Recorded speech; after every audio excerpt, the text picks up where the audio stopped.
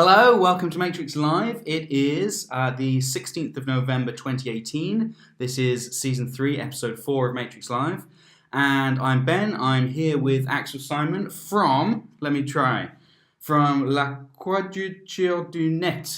That's pretty good. Yeah, it's not bad. Not bad. La Quadrature du Net. We're a French activist group, NGO, that has been active for about a decade, defending freedoms in the online environment. So we've done quite a lot of stuff originally against Telecom Packet at the European level when that came on the stage about 2008. And then we worked quite a lot on net neutrality. That's been one of our big things for a long time. Okay. And after that, we had the French three-strike law called Adopi, which is a silly law, but we sort of managed to put a big dent in that. So tell me, when did you begin this? What's your chronology? Yeah, as I was starting to run through it really good, like charging ahead.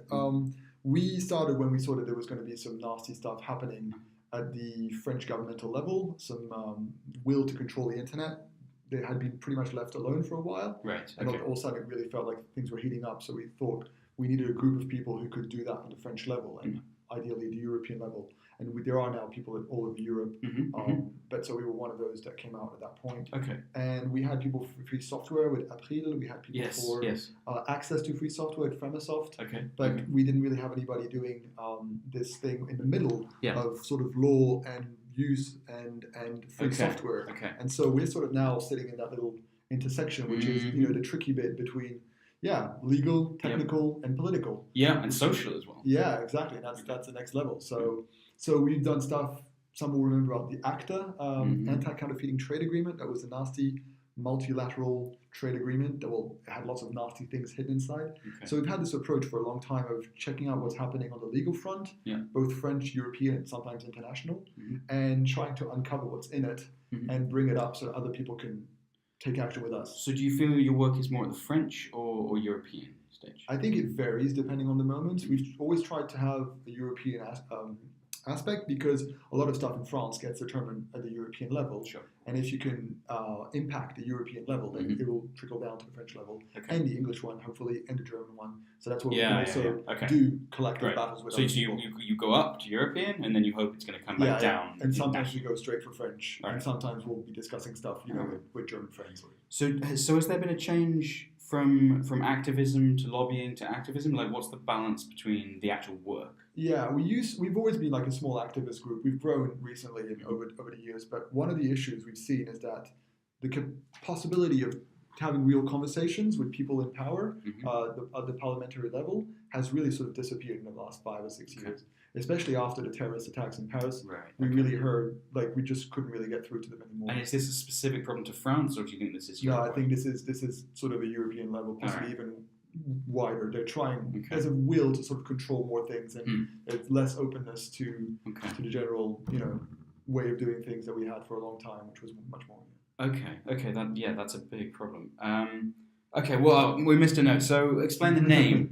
Right. So the name, that's the idea basically. So La Quadrature du Net has been we attempted to translate that into squaring the net for a bit. The idea, I think, my interpretation of it was, if you try and modify the internet in a way that you can actually completely control it and square it and have control over it, what you will end up with is no longer the internet. So it's the ultimate centralization. If you try to do that. Exactly. Okay. I mean, the squaring the circle of the internet is basically trying to make it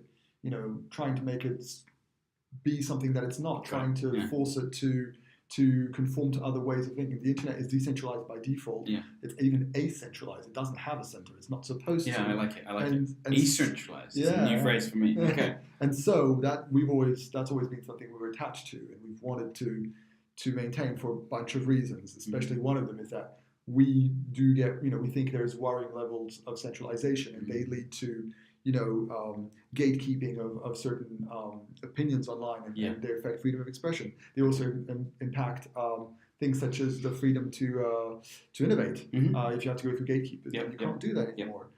So they're the same reasons for net neutrality, essentially. You should have a neutral network, and you should have a network on which So let's forced to use gatekeepers. So let's recap the benefits of decentralization, which are autonomy for the individual, innovation for the creators of those decentralized nodes. Yes. And what else does that offer? I think one of the things we're seeing more and more now, if you take the problem the other way around, is what does centralization lead to? Okay. And we are living in an age of attention economy. Basically, you make money off people's attention, which is the base model for a lot of these companies. Yeah. Decentralization fights against that to some large extent because you will make less money. It's not a great avenue for making money. Whereas when you centralize a platform and become a huge platform, you get much more incendiary reactions because you have so many more people contributing to it. And so you get this vicious circle where you are encouraged to have nasty content because that riles people. Right, okay. So more divisive content. Yeah. It doesn't mean you can't get bad content on decentralized platforms, but you will get less infighting and you will get less people coming in from everywhere. Yeah, okay. And therefore that's a real problem in terms of also interpersonal relationships with people. People get attacked all over the place on centralized platform, which you see a lot less on decentralized because people will tend to be in different groups. That can yield other sets of issues, but at least you do have this great advantage that you don't have this competing for people's attention, which gets very, very problematic very fast. So in your opinion, how does moderation, like we're talking about undesirable content, how does moderation vary between centralized and decentralized? Is there a well-defined difference, or is there something that we need to think about with decentralization? I think it's going to be tricky in both cases. I mean, moderation is one of the hardest things because it's the human layer on top of the technical layer. That's always going to be hard. But you can hope for a more human approach in smaller scale communities of decentralized servers. You may agree or disagree with a certain services approach in a federated network, for instance. If you disagree, you may go to another one. We've seen this with Mastodon, where some people have left an instance and gone to another. It's not yet perfect, but it is something that you can do. The problem with centralization is the bigger it gets, and everything is on it, and everyone is on it. And if you disagree, then you don't really have a choice. You just have to stay there. You can look at the number of people who are still on Facebook, even though they don't necessarily love it, because once you're on it, you have to be there because everyone is there. You're also delegating the responsibility to a central source, the responsibility for moderation, which is, it's almost delegating a social good to a private company. And that raises a lot of questions. What are their motives? What are their policies and politics? They always have some. And you could even argue that that's the state giving up some of their basic roles to private companies. This is actually a real problem we're seeing now. We're seeing some of the giants of the internet, the Googles, the Apples, the Facebooks, Amazons, and all that, which have been now nicknamed in France the GAFAM. Okay. That sounds like a nice little name. Oh, wow. So in the Anglosphere, we would say the FANGs. Oh, the FANGs. Well, because but that would include Netflix. I guess they don't do moderation per se, but it's the same group. Same sort of group. And they're basically being encouraged more and more by the European level even to be in charge of that. And we're growing really worried at La Voiture because we're seeing this regulation, a proposal for regulation at the European level. And that one is basically tailor-made to push moderation and content control of content on the big giants because they will be the only ones equipped to respect this regulation. So what is the regulation? So I don't have the name, actually I do have the name. Give it one second. Yeah, it's called the Regulation of the European Parliament and of the Council on Preventing the Dissemination of Terrorist Content Online. Okay, and what is its premise? What is it? So the idea is that it's 146 pages long, but they argue, but they don't really explain why. They think a lot of the people who get radicalized towards terrorist actions do so online. Yes. Apparently, the studies on the subject are not that clear-cut. It's not as simple as that. It's often a mix of different things. You can't say it plays no role, but you can't say it's the main thing. Sure. It's usually a bunch of things. And while that's very, for most of us, I think everybody agrees it's a desirable goal, the way they want to do it, some of the obligations are, for instance, any service that provides access to content to other people. So if you're running your Matrix server, you're putting two people in connection, you're passing the messages, so you're a service provider. From my analysis, that you're taking consideration in this case. You have to be able to remove content within an hour as requested by a national authority. Okay. You have to have a 24-hour, 7 days per week person of contact. Okay. And if the national authority deems you not quick enough to do things when they ask you to remove stuff, they can ask you to set up automated content removal or rules. So that raises a lot of questions in terms of privacy, for instance.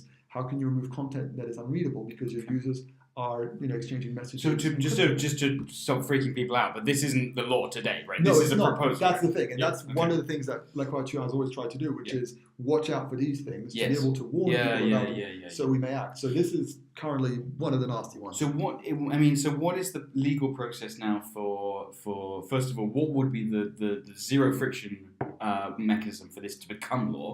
And then how do you stop it happening? If nobody does anything at the European level, the European Parliament especially, it'll just go through. It'll just be voted on by the European Parliament, and they will just say, yes, sure, let's do this. Okay. Now, that seems unlikely in its current form. Well, not that unlikely. It's really being pushed by the French and German government. I think the French are very adamant about this approach where basically only the giants of the web and the internet at this point we're seeing larger would be able to implement, because they're fine with that.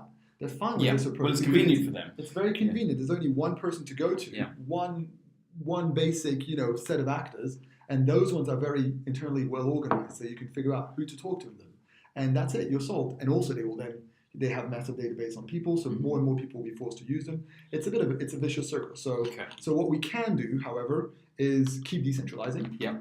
The more people use decentralized services, the less applicable this becomes, because absolutely. you have to go to different actors, and so you have to talk and have actual, social relationships with actors rather than just You spread the load. Spread the load, and you spread the number of people that they need to deal with. Which increases the cost. Okay. Yeah. And secondly, we're still considering what we're going to do, but you can always call your European parliamentaries if you're in Europe from any country. You don't have to call your national ones. You can always just give them a call and say, I'm hearing about this. I'm really worried. Explain it to me. I'm worried because of this, and this. And the more this, in our experience, it has worked rather well. The more pressure the European parliamentaries feel about an issue, the more they understand it's a dangerous political issue, and the more they will consider what they're doing rather than. Do you have things like letter campaigns? Do you make templated letters to send? We try to avoid that because they get very easy to spam filter. And also they give, even without going to the technical level of just spam filtering them, they give the people who receive them the idea that it's not a real thing. But we do encourage people to write in their own words. I mean, just if you're angry, use your angry voice. If you're a polite person, use your polite voice. It's not an issue. We have both. Yeah, exactly. But people have a legitimacy by the simple fact that they're European citizens to do it. If you're not a European citizen, it's a bit more complicated, but you can relay the message, you can do stuff like that. I don't know what we're going to do yet because this regulation has popped up really recently. Sure. So we're going to consider it, but we may encourage people to do firm campaign. That we have done several times. And when it's decentralized enough and there are enough people doing it, then it becomes quite powerful. So this is exactly the kind of thing that's in your space, that's in your organizations. That's what we've been trying to do for quite a while. Cool. Just to get some concrete examples of what we had the ACTA counterfeiting trade agreement. That didn't go through in the end because of massive campaigns. It ended up with demonstrations on the streets in Poland. I think what we'll do, we'll put lots of links in the we'll put links in the description to more detail about this stuff, because I think this isn't always known. No, and that's already a battle that is a few years old, so some people might not have seen it when it happened. So, but it's an interesting thing, because one would think that it's a lost battle as soon as it hits European Parliament. Turns out it's not the case. They hear from us it's so few and far between the times that we hear from citizens that when they do hear from us, they think, wait a second, what's going on? It's worth listening to. So, so bureaucracy working in our favour for once. So you think that this is an obstacle for the growth of decentralization, these kinds of things? But what else? I mean, let's bring it back towards Matrix. What kind of things do you see as blockers for growth of decentralized services? And what should we be doing? Well, that's a tricky one. Well, I think first of all, what we can do is remind people that they're already using some decentralized services and that those work well. Right. That model is not unusual, in fact. People use email and they get email. Email's a great example. We use that a lot in our and it's such basic infrastructure that people don't really necessarily think about it. But it works. There's nothing shocking at being at one or at some other domain. It works fine. So that's a thing we can remind people of. Then we have to make there's loads of efforts to make them usability, to make sure that content discovery and all that is easy. That's obviously a hard thing to do, for sure. But it's worth doing it. And I think also, and it's obviously coming to this from the perspective of people who see it also from a political angle, not in a partisan angle. Like we're not specifically aligned with left or right or whatever, but just as a political question, as a social question, like how do we organize as society? Okay. So to depoliticize the concept of communication. Well, or to remind people that this is important in society, that how we talk to each other, who are the gatekeepers, who are they not, and how you organize has value. We are making social choices by deciding that we will go with centralized services or not, or decentralized services.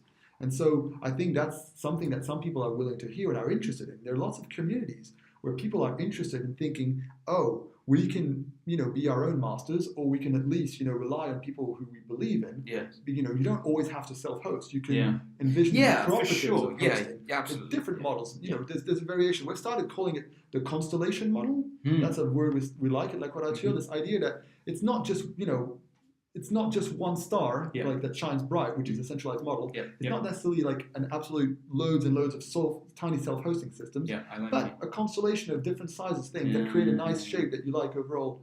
And so that's where we would like to go. So do you see Mastodon, for example, as a success in this space? Or? I think it's an encouraging thing. I mean, we are now hosting our own Mastodon instance, which comes with its own set of legal questions, especially what I was mentioning earlier. If we're requested to remove content within the hour, do we even have the legal capacity to determine if that's really content we should be removing? We don't have 24/7 hour. Yeah, absolutely. 24-hour legal services. Legal services. I mean, so that's a tricky thing. But I think Mastodon is really a step in the right way. I think the next step will be, and this is more my personal opinion, we need to have a system to tell people where to find us online. That means you can easily move from one thing to the other. Because currently the cost of changing, if you have, even on centralized services, if you want to go from YouTube to Vimeo, you lose everything you had on that service. And even now, if you go from one Mastodon instance to another, you still sort of have that problem. It's not as bad, but you still have it. And so you end up chaining around. Exactly. And we need a sort of central reference point, central, or it doesn't have to be centralized, but it has to be a place that people can go to. Yeah, so the question around centralization, decentralization suddenly becomes different when it comes to things like identity directories and things like this, because there's huge value in centralization on those things, and yet you don't want to lose the benefits that we've gained with decentralization either. Well, potentially you're looking at sort of centralized access, but decentralized control. So that some people are saying blockchains could be an answer to that. I know that lots of people, have good, legitimate criticism of blockchains, but in some cases they are interesting. I mean, this is, again, my personal opinion, but as a way of making sure that everybody has a copy of the data, and not one person can subvert it, but everybody can collectively agree that it's being upgraded and updated. That's interesting. So that might be an option. Might not be the only one. But it's worth bearing in mind. Well, that's something that Matrix would massively lend itself to because of the way home servers work, because you distribute the conversation history between servers. So, and beyond that, if you could say like, this user has moved from here to there, leave a pointer, and that's easy to find, then you could almost automatically redirect messages and stuff like that. So you personally are using Matrix for your own communications. Is this something that LQDN are doing? We've been looking at it for a bit. We've been sort of umming and erring about what we're going to do next. We'd like to, it's a nice option. It's always the same thing in lots of groups. People use different things. They're trying to coalesce around a single thing. Well, this is what Matrix is for. No, lots of bridging. I know. We're looking at that. We really want to do it. It's also, as you can guess, we're not a very big group.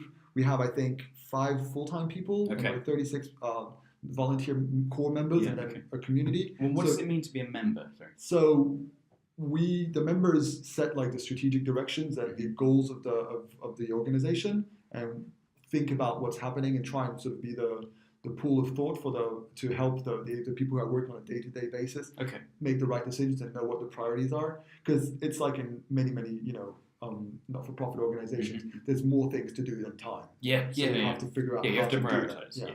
And so that's what we try and do. All right. Axel, thank you. I hope that was interesting. Have you've got more notes? No, I was just going to say we're always happy to have people come and help us. If you want to sort of help us do stuff like this, we've also started a legal action against Apple, Google, Facebook, Amazon, and Microsoft using the GDPR. So the recent regulation that came up on the European level by arguing essentially that they're trying to sell a service in exchange for our fundamental freedoms, which is not okay in democracies and should not be okay.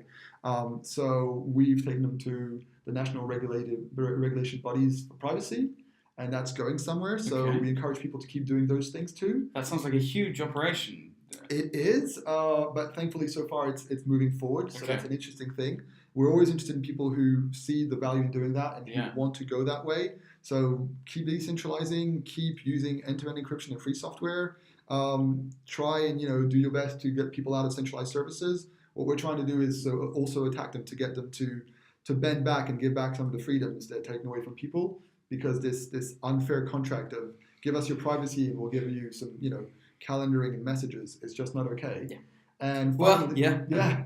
And finally, we just started a support campaign. So if anybody wants to help financially, we're always happy. But just spreading the message is really good, and sort of We'll using put decentralized links. stuff is a great thing too. Axel, thank you so much. Thanks so much, Ben. All for right, having us. yeah. It's All really right. nice. Yeah, thanks again. All right, bye now, Matrix Live. Bye-bye. See you next week.